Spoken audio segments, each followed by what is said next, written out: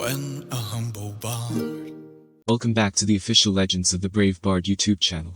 In today's video I'm going to discuss the influence George R.R. Martin has had on my Brave Bard series. I'll also give some thoughts on the controversial ending to Game of Thrones, why I hope they will fix it with the rumored Jon Snow sequel series, and share some of my opinions on the spin-off series House of the Dragon.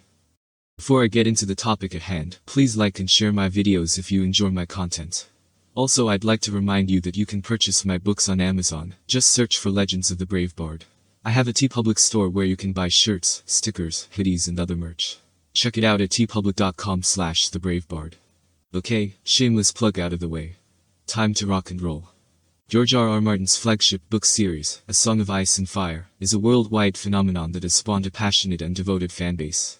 The screen adaptations on HBO have brought his fantasy realm to tens of millions of homes, and to the mainstream of entertainment in modern times. But before I get into the shows, I'd like to briefly talk about the books. More specifically, the way they're written. It's no secret that George likes to use point of view and unreliable narrators. He's infamous for the practice. His character-driven chapters inspired the style of my own series. In my main book series, the chapters follow the thoughts and perspective of different players in the story, just as George does in his main series books, though I do think our styles differ greatly despite using the same narrative device. Now I guess it's time I spoke on the shows. The first show, Game of Thrones, started out brilliantly, but seemed to fizzle out as time went on. Due to a lack of source material as well as too many deviations from it, the last few seasons felt sort of thrown together recklessly. And the characters became sad imitations of their former selves, their story arcs and growth often abandoned or twisted. Whole plot threads just plain ignored and left without resolution. Which leads me to the rumors of the Jon Snow sequel.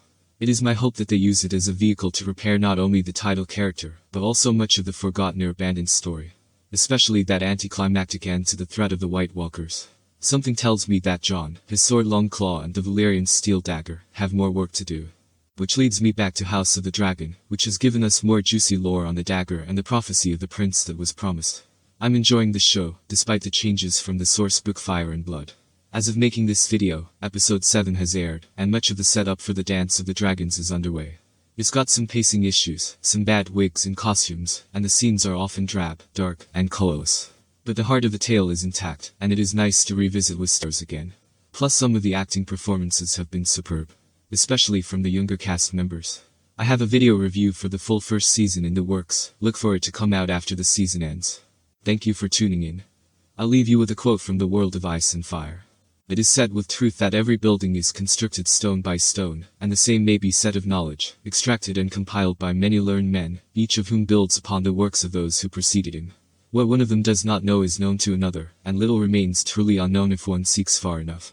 Now I, Maester Yandel, take my turn as mason, carving what I know to place one more stone in the great bastion of knowledge that has been built over the centuries both within and without the confines of the citadel. A bastion raised by countless hands that came before, and which will, no doubt, continue to rise with the aid of countless hands yet to come.